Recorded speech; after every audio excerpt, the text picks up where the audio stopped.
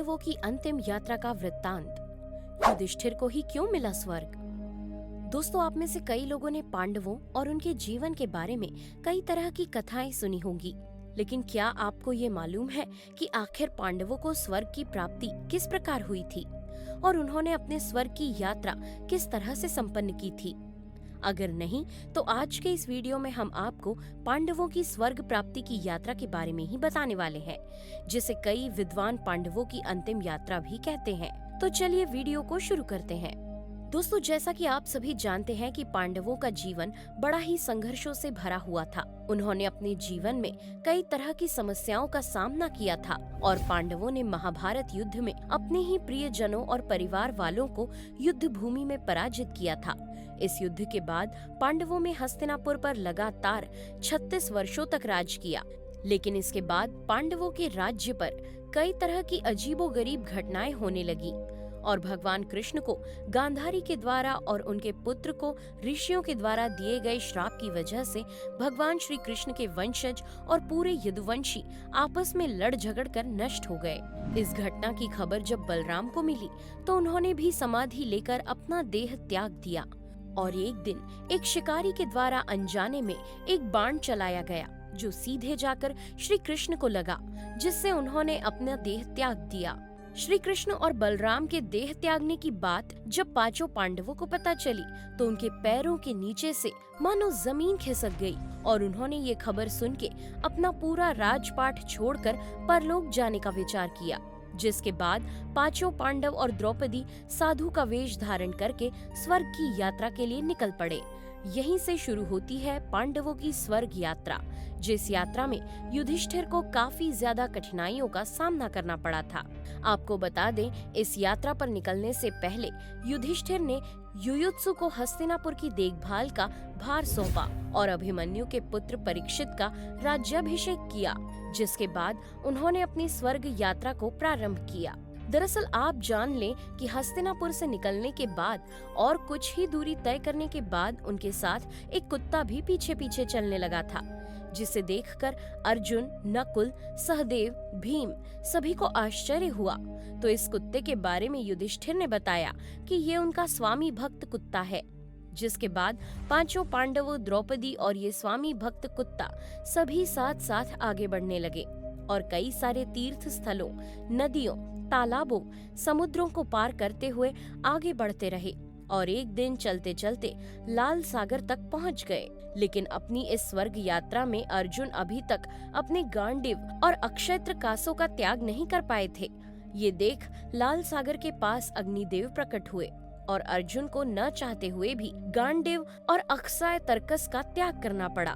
इसके बाद पांडव फिर अपनी इस स्वर्ग यात्रा में आगे बढ़ गए और उन्होंने पृथ्वी का चक्कर लगाने के लिए उत्तर दिशा में जाने का निर्णय किया और उत्तर दिशा में आगे बढ़ने लगे। इसके बाद पांडव यात्रा करते करते हिमालय तक पहुंच गए। हिमालय पहुंचने पर उन्हें केदारनाथ में भगवान शिव के दर्शन हुए और बंधु बांधवों के पाप से भी मुक्ति मिली और यहाँ से भगवान शिव ने उन्हें स्वर्ग का रास्ता बताया, जिसके बाद उन्होंने एक बार फिर चलना आरंभ किया और रास्ते में उन्हें बालू का समंदर मिला। उसे पार करने के बाद पांडवों ने सुमेरु पर्वत के दर्शन किए और फिर स्वर्ग के रास्ते पर चलने लगे। इसके बाद वहाँ पर इंद्रदेव प्रकट हुए और वो पांडवों से कहने लगे कि चलो, मैं तुम सबको लेने आया हूँ। ये सुनकर युधिष्ठिर बोले, हे प्रभु, हम सभी साधारण मनुष्य हैं। हमें अपने स्वर्ग की यात्रा को बिना किसी का सहारा लिए हुए तय करना होगा, यही हमारे लिए उचित होगा। युधिष्ठिर की बातों को सुनकर इंद्रदेव बहुत प्रसन्न हुए और वहाँ से बिना किसी भी प्रकार की देरी के चले गए। जिसके पश्चात पांचों पांडव, द्रौपदी और वो कुत्ता सभी एक बार फिर अपनी यात्रा को आगे बढ़ाते हैं और तेजी से स्वर्ग के रास्ते पर चलने लगते हैं। पर तभी चलते चलते अचानक से रास्ते में द्रौपदी लड़खड़ाकर जमीन पर गिर जाती है और जिसे देखने के बाद सभी हैरान रह जाते हैं। और इस बारे में भीम ने युधिष्ठिर से पूछा कि द्रौपदी ने तो कभी कोई पाप नहीं किया, फिर क्यों वो जमीन पर गिर गई? तो युधिष्ठिर ने भीम के सवाल का जवाब देते हुए कहा कि द्रौपदी हम पांचों पांडवों में से अर्जुन को ज्यादा प्रेम करती थी, इसलिए उनके साथ ऐसा हुआ और इतना कहने के बाद पांडव द्रौपदी को वहीं छोड़कर आगे बढ़ जाते हैं। साथ ही थोड़ी ही दूर चलने के पश्चात सहदेव भी जमीन पर गिर जाते हैं। फिर भीम ने युधिष्ठिर से सहदेव के गिरने का कारण पूछा तो युधिष्ठिर ने कहा कि सहदेव किसी को भी अपने से बड़ा विद्वान नहीं मानता था, इसलिए सहदेव को आज गिरना पड़ा। इसके बाद नकुल भी गिर जाते हैं। तो एक बार फिर भीम के पूछने पर युधिष्ठिर ने कहा कि नकुल को अपने रूप पर बहुत घमंड था, इसलिए आज उसके साथ ऐसा हुआ। और थोड़ी दूर चलने के बाद अर्जुन भी गिर पड़ते हैं, जिसे देखकर युधिष्ठिर ने भीम से कहा कि अर्जुन को अपने पराक्रम और युद्ध कौशल पर अभिमान था, इसलिए वो भी आज गिर पड़े। इतना बताने के बाद युधिष्ठिर वहां से आगे बढ़ गए। फिर थोड़ी ही देर के बाद भीम भी गिर पड़े। तो भीम ने इसका कारण पूछा तो युधिष्ठिर ने बताया कि तुम अपनी ताकत का बिना मतलब दिखावा करते थे, इसलिए तुमको आज जमीन पर गिरना पड़ा। और इतना सब होने के बाद युधिष्ठिर लगातार उस कुत्ते के साथ ही आगे बढ़ते रहे और स्वर्ग के द्वार पर पहुँचे, जहाँ पर धर्मराज ने उन्हें इस कुत्ते के साथ स्वर्ग जाने से मना कर दिया। लेकिन युधिष्ठिर धर्मराज की बात मानने को तैयार नहीं थे। इस सब को देखने के बाद उस कुत्ते का रूप धारण किए हुए मृत्यु के देवता यमराज प्रकट हो गए। जी हाँ, वो कुत्ता और कोई नहीं बल्कि खुद यमराज थे। फिर यमराज युधिष्ठिर को अपने साथ स्वर्ग ले गए। स्वर्ग में पहुंचते ही युधिष्ठिर देखते हैं कि वहां पर दुर्योधन एक बहुत बड़े सिंहासन पर बैठा हुआ था और उन्हें वहां अपने चारों भाई और द्रौपदी कहीं नहीं दिखाई दिए। ये देखने के बाद युधिष्ठिर काफी चिंतित होकर देवताओं से पूछते हैं कि मेरे भाई और द्रौपदी जिस लोक में है, मुझे भी उसी लोक में जाना है, मुझे उनसे अच्छे लोक में नहीं रहना है। इसका उत्तर देते हुए देवता अपने एक देवदूत से कहते हैं कि युधिष्ठिर को उनके सभी भाइयों के पास ले जाओ।